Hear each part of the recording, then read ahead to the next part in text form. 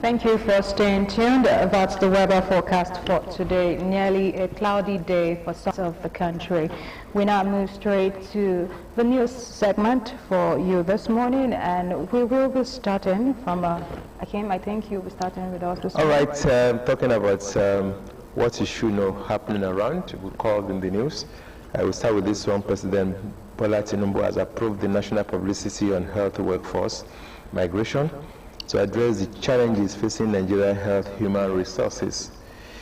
The Coordinating Minister of Health and Social Welfare, Professor Mohammed Pati, disclosed this on Monday. Pati said the policy is more than just a response to the ongoing exodus of healthcare professionals, but a comprehensive strategy to manage harness and reverse health workers migration. This policy is more than just a response to the ongoing exodus of healthcare professionals.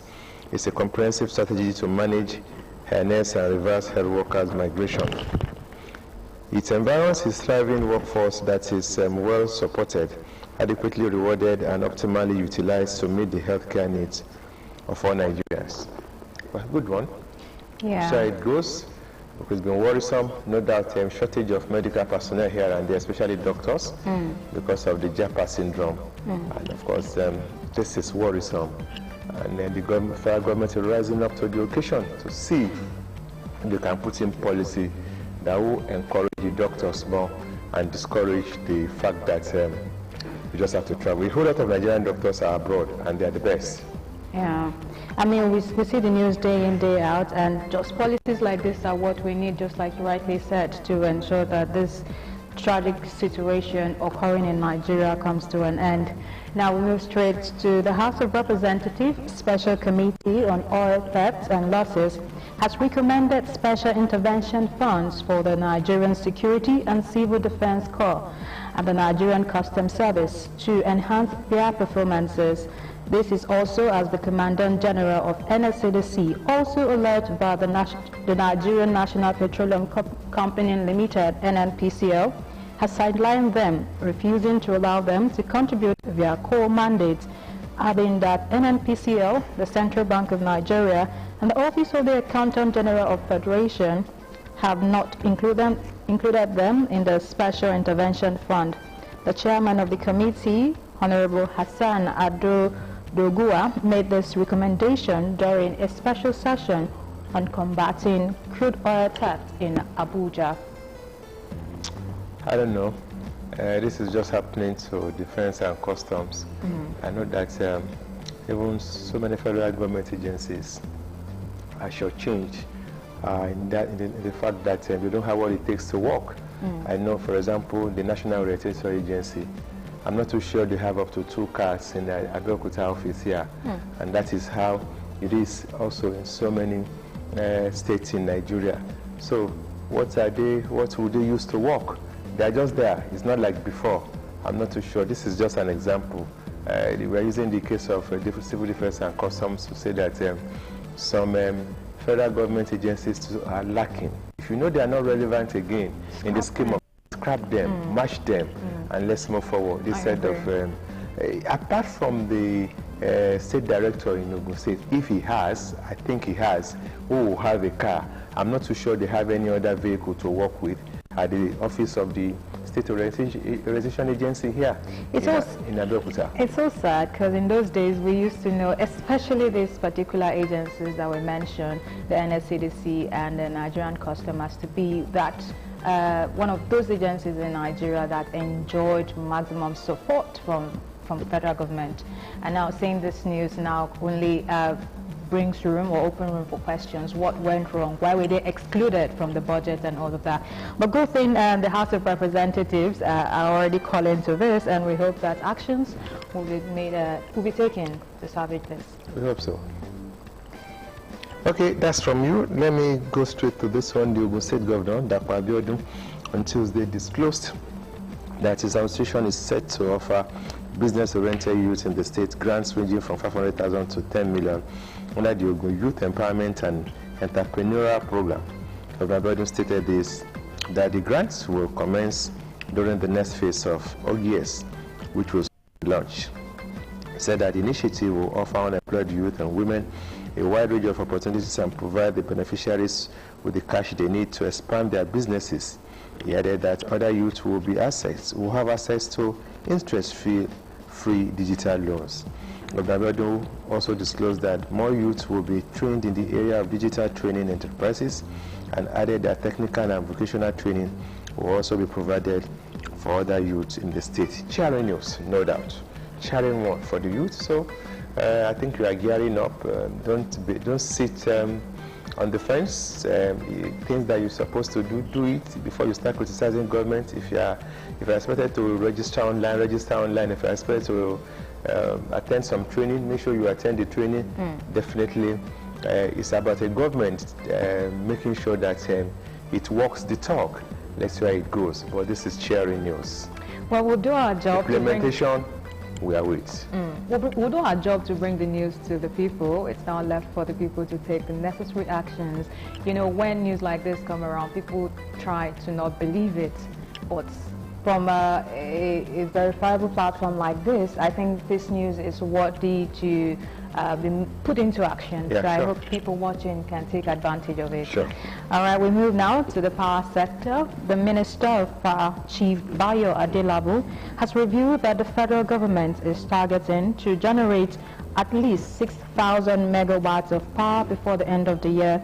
The minister spoke in Calabar, where he paid an assessment visit to the Calabar power plant of Niger Delta Power Holding Company on Tuesday, August 13, 2024. He said the government of President Bola Tinubu must at least meet less than 3,000 megawatts of output from the power infrastructures last year, but has now steadily stepped it up, ensuring that the power generation is steadily available. The minister also vowed about the federal government is consolidating reforms of power sector. The aim of the reforms, according to him, is to ensure stability of power supply in all parts of the state, of the country. 6,000 megawatts before the end of 2024. I mean, this administration met less than 3,000 megawatts, and plans are on to ensure that. Yeah, why not? To some extent, it has improved in recent days everywhere. That is talking about power. And let's continue to see how we can improve them more. Good one. So this last one from my end, the Council of State comprising former presidents and heads of state, the President of the Senate and Speaker of the House of Representatives, serving and retired Chief Justice of Nigeria, CJN, as well as state governors on Tuesday passed a vote of confidence on President Bola Tinubu's administration. This is as the Council of State has described the recent hunger and bad governance protests as an insurrection and a movement aimed to act regime change. Wow. The former leaders that passed the confidence vote on President Tinubu included Generals Yakubu Gowon, Muhammadu Buhari, and Abdulsalam Abubakar, as well as former President Goodluck Jonathan. The confidence vote was passed during the National Council of State meeting presided over by President Tinubu at the Presidential Villa in Abuja. All right, they are the wise men, and they have given their verdict. I was listening, I was watching their reaction, some reaction over this, and some people said, use Yoruba proverb, that if two siblings go into a meeting and come out smiling, then they have not stated the obvious, or they are already just there. But when they come out frowning, then it means they have said some bitter truth to themselves. I don't know, but this is what came out of the meeting, and of course we are reporting it. God bless Nigeria. Amen. I mean, we saw the news last night, and it was so good to see some of our past presidents in person and performing their duties. Trust me, these are things this current administration watch fire from everywhere. All right, we'll take the last news on this segment. Nigerians' fiscal pressure seemed to be easing as the country's budget deficit dropped by 29% to 2.83 trillion in the first quarter of 2024 from 3.96 trillion in the same period of 2023. According to CBN's quarterly statistical bulletin, the country's revenue in the first quarter of 2024 increased to 1.76 trillion, while its expenditure stood to 1.5 trillion during the period. A recent report noted that higher inflow will improve fiscal deficit and debt sustainability ratio in the short term. This is as financial expert, including Director of the Center for Promotion of Private Enterprise, Muda Yusuf, said. More inflow into the government will mean that it will mean that there will be more rooms for capital projects. That's another good one. Let's continue to believe that the fiscal pressures will continue to drop. It has dropped by 29%. Some things are changing, no doubt about it. Even in our local markets, yes, it's not as expensive, still expensive, but it's not as at a cutthroat price as we used to have before. People are beginning to see reason, and of course, to say, well, we cannot continue to enslave ourselves, so to say, even if the government is not doing enough. That does not mean that we should toe the line and continue to make the common man suffer. But I think all these things, when it takes effect, definitely will feel it more in the economy, and the common man will begin to feel it. Because anything that we say on paper, will continue to say it. Any progress that we see on the economy, if that progress has not brought food to the table of the common man, definitely it is just on paper, and nobody will feel it. All right, we take a break very quickly, and of course, let's get to pep talk and get to hear from Dr. Emmanuel Abayomi. And of course, he's going to talk about why we should keep moving. It doesn't really matter what's happened, we should keep moving, and we encourage you to keep moving. Dr. Emmanuel Abayomi is also saying, keep moving. We'll be back.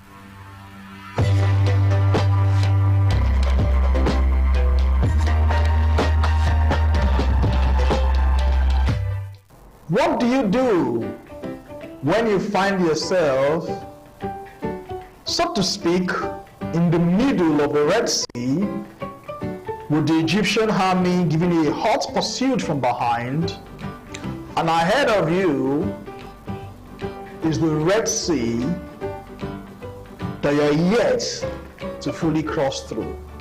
What do you do? Put in another way, what do you do when you find yourself in hell?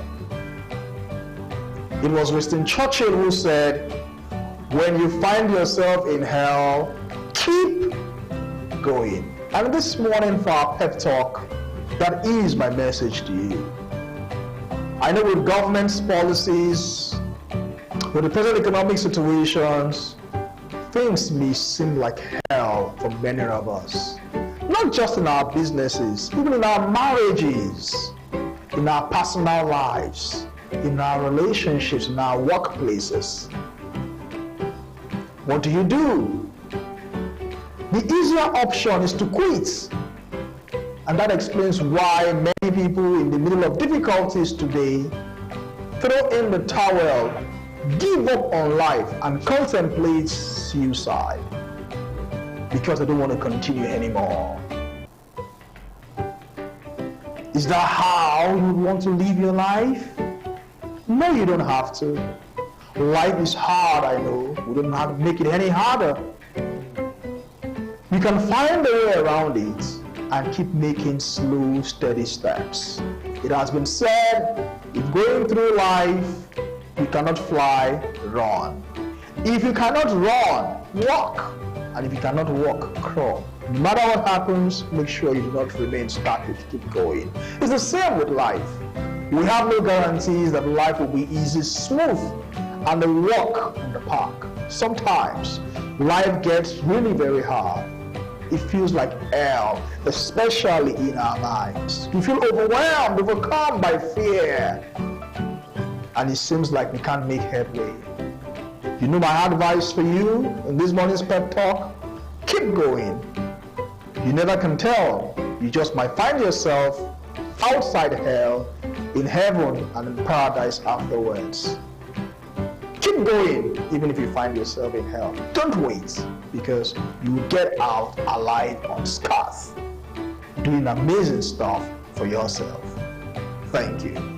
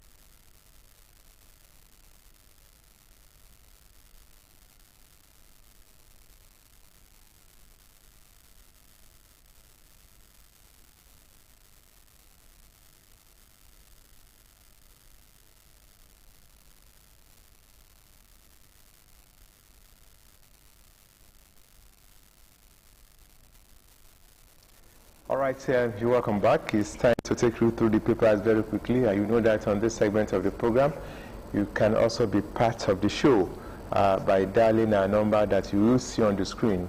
And of course, discussing any headline that fancies your attention, so that you can be part of the conversation. It's still the midweek edition of New Dawn, spearheaded by Morning Flakes, and this is coming to you this morning, presented to you by Miriam Usman and Akim Akitunde. Straight to the papers, we start with the Vanguard newspaper. Okay, ballooning operating costs, that's the first headline we are taking. NCC stakeholders kick as telcos threaten service outage. Check it out.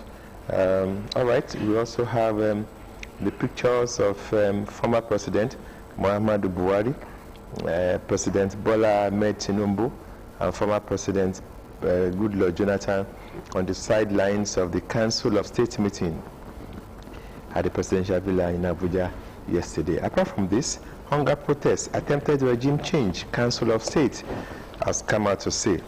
37 die in Oyo, Ogun auto crashes, check it out.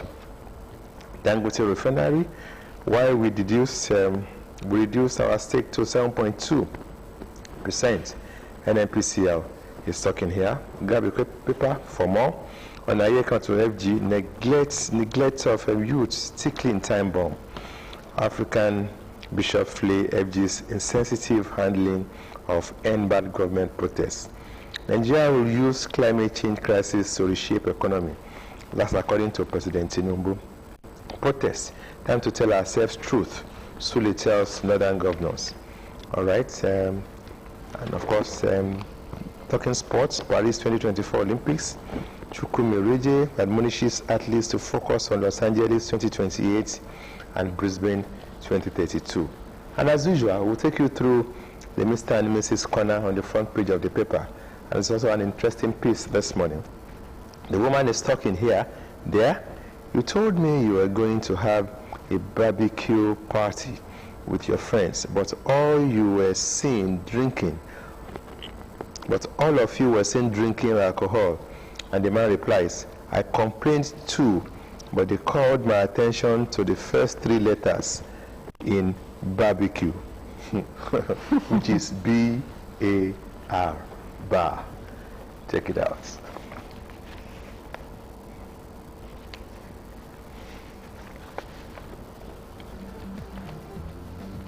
All right, we move now to Punch newspaper, and the bold headline reads, Federal government blocks 83 billion naira protest funds, arrests political collaborators. EFCC donates 50 billion naira crime proceeds to NEF fund. NNPCA postpones Port Harcourt refinery kickoff 6th time. We have 4.2 trillion naira foreign MOU signed under Tinubu. And we also have a federal government unveils plans to bring back 12,400 DAPA doctors. 109 senators earn 1.4 billion naira annually. Still on the front page is some pictures of members of the state meeting at the State House in Abuja yesterday. And we also have 16 confirmed dead in Oyo multiple crash. And NJC to select Ariwolo's successor on Friday. TUC backs 5 million naira monthly pay for judges.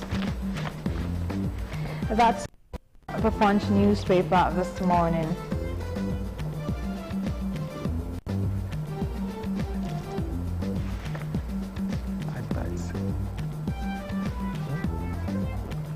What's the price of that? Advice, Lily.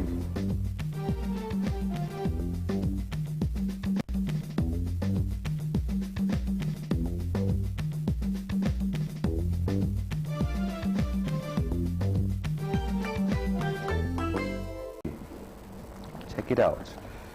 All right, we have this gory picture here, the scene of the accident at Agbowo on Lagos-Ibadan Expressway on Tuesday. Quite a disturbing one here. For we move, Lagos-Ibadan Expressway accident, 16 killed, 17 injured in Ibadan, 12 burned to death in Ogeri. 6 children lose parents. Ibadan residents lament incessant accident at same spot. Call on FG to speed up work on Lagos-Ibadan Expressway. Finance Minister leads strategic meeting on NNPCL crude sales in Nigeria. LG autonomy. Osun Assembly passes amendment bills. Alleged land grabbing. Ogun Assembly recommends suspension of traditional ruler. Each senator earns 1 million monthly, says RMAFC. Okay, we already have a caller. Okay, Elder David is calling from Alimosho. Elder David is a regular caller. Yes, he is. All right. Thank you very much, sir. Thank you for We joining thank us. God. We thank you. Those we expected to assess this government has spoken. Yes, we thank God for that. Without the eyes mind, let us be politics alone. We are talking about what is correct. Gowon number one, the best military head of state, who is never corrupt, who did not chop one kobo. He ruled for 8 years. There was no inflation in this country. That is the time we say, Nigerian, yes, we have money how to spend it. That is the time when the great Tawo was their Minister of Finance. The time of America, look at him as a magician of administration. Though it's a mystery man, because he was backed up by people like Tawo at that time. May God bless him. Absalami Abubakar, you know him. That is the man supposed to rule for 4 years, even 8 years. He only ruled for only 9 months and hand over government. Those are the people we are talking about. Then Jonathan, I respect him. When he lost elections, he accepted. He did not go diabolical. And he said he had been defeated. He didn't want people to deceive him. And they have accepted this government now and gave him 99% that what this man has done as well as Ahmed Tinubu is still the best. Yes, those who are not there are not supposed to be there. With due respect to Obasanjo, they're supposed not to be there because he's a leader of Labour. He's a politician. And there's nothing can talk about this government. Because the letter have been writing the time of Jonathan, the time of Buhari, he cannot write any letter now because nobody accepts it from him. I think you should just leave the issue of. I think you should. Elder David.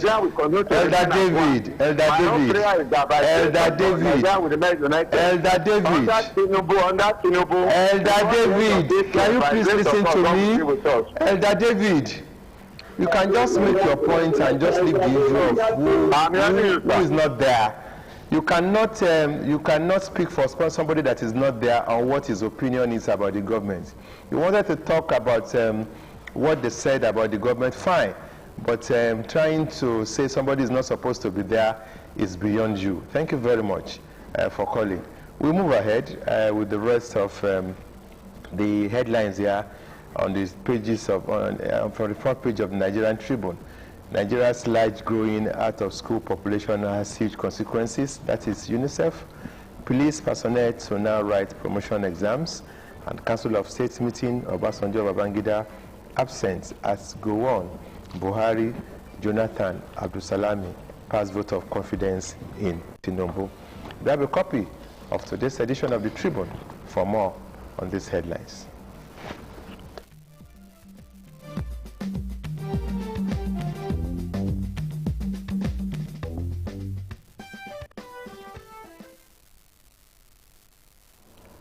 We'll move now to the Nation newspaper, and the bold headline reads, Council of State Governors pass confidence vote in Tinubu.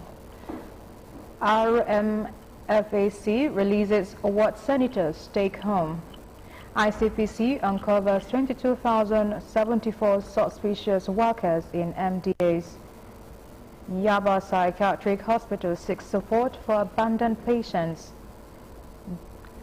Government targets telecom sector to boost economy, says Edu. We also have student loan. Six varsities received 2.26 billion naira as a tuition.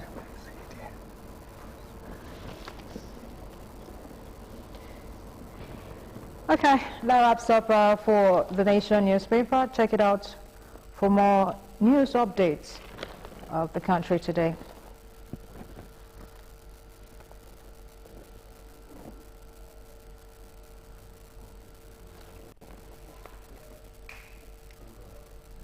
Yeah, while we still await more calls to actually talk about some headlines that you want to talk about, we turn to this back page of the Nigerian Tribune for sports stories.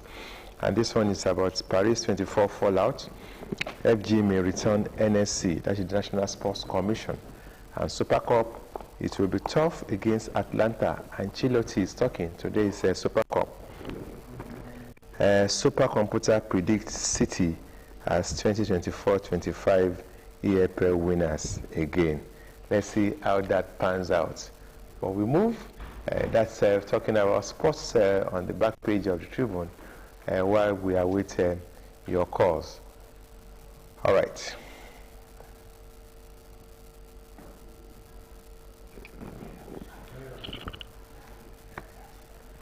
All right, that wraps up the newspaper review segment, and I trust that you will gather more details on the stories we've just read out. We'll take this break, and when we return, we will be having our light-hearted conversation, more like an interview on the program. I think the break is for Nigerians to speak. Oh, no, yeah, Nigerians speak. All right, we'll just take this break following the lineup of our producers, and when we come back, our guest will be in-house.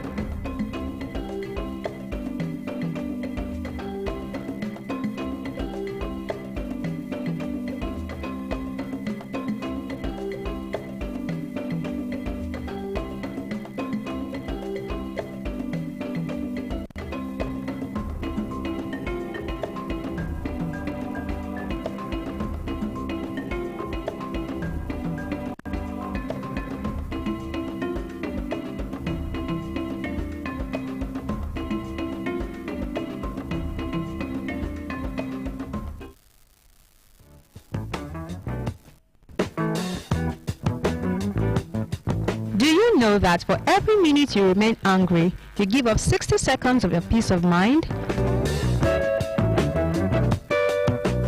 Anger is like gasping a hot coal with the intent of throwing it at someone else, but you get burnt first.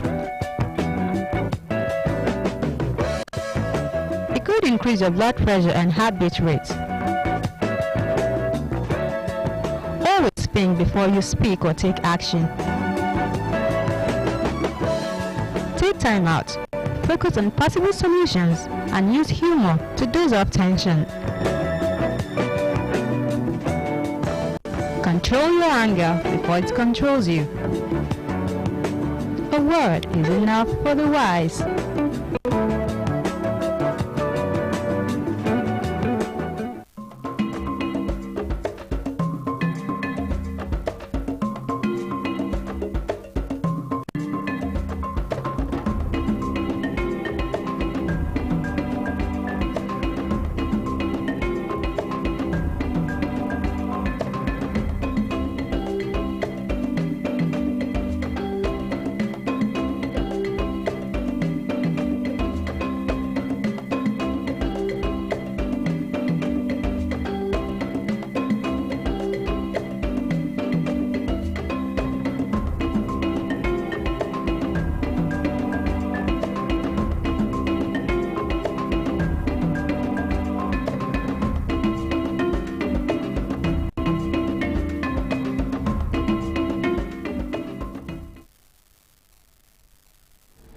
All right, we have in house the chairman of Ogun State Nigeria Medical Association, Ogun State Chapter, Dr. KUNLE ASHIMI.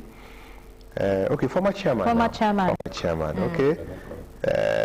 Former chairman, because once a chairman is always a chairman, it doesn't matter. Once a governor is always Your Excellency. Dr. ASHIMI, Your Excellency, good morning. Is that what they call you? All right, we'll be looking at hazards faced by medical doctors, so to say, this morning. And that's why the former chairman of NMA is here. So, Miriam? Oh, well, it's been, I had a conversation with a friend who is a doctor.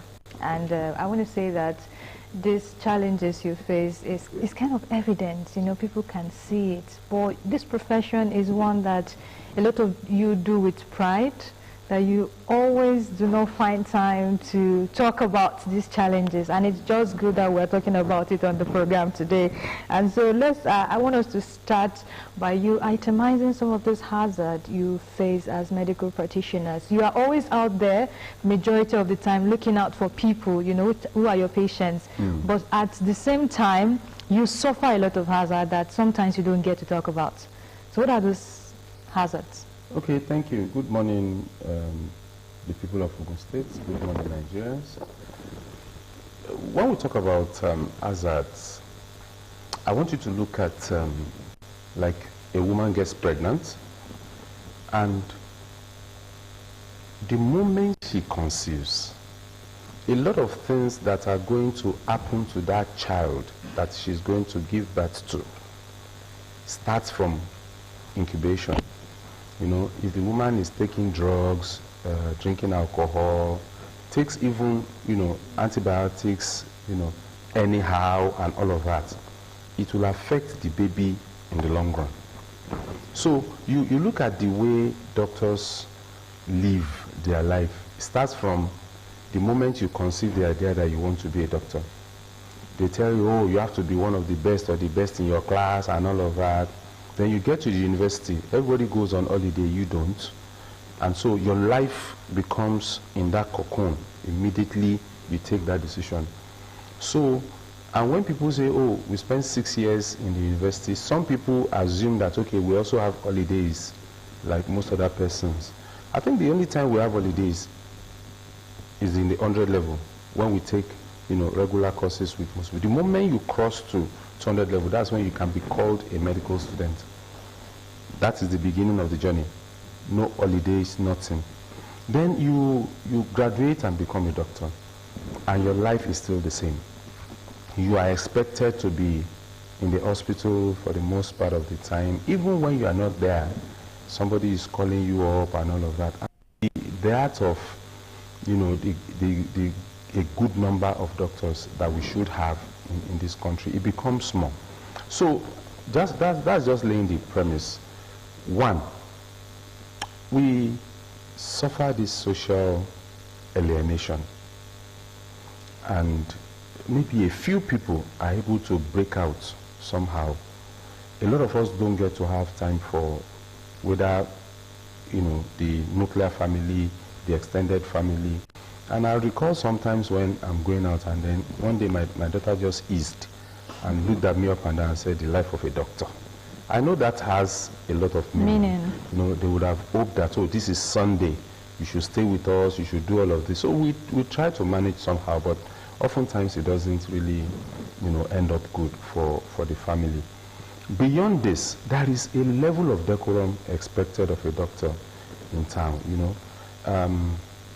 I should have my opportunity, my right to express my own 5 minutes madness at any time. But because they say you're a doctor, you're supposed to be, so somebody does something to me, and when I should be able to let out, you know, what is in me, I remember I'm a doctor, so I have to conduct myself, you know, differently. I'm just trying to take some of those small things that start making us, people start thinking we are superhuman beings. It's not because we are not humans, it's not because we don't have those things bottled up. Excuse me. And that is why you get to hospital, and while you're trying your best to save a life, somebody comes and starts behaving unruly and all of that. Nobody sees that as a problem. But the moment the doctor responds, everybody forgetting that we also come from, you know, some kind of background. Okay, there are those of us who were born in certain places where we have the traits, you know, of those. But then the moment we get to our job, we have to, you know, make sure that we don't act in a way that they will say, oh, then a doctor alone, you know, but the other person can do whatever they want. So our lives, our lifestyles and all of that is bottled this way.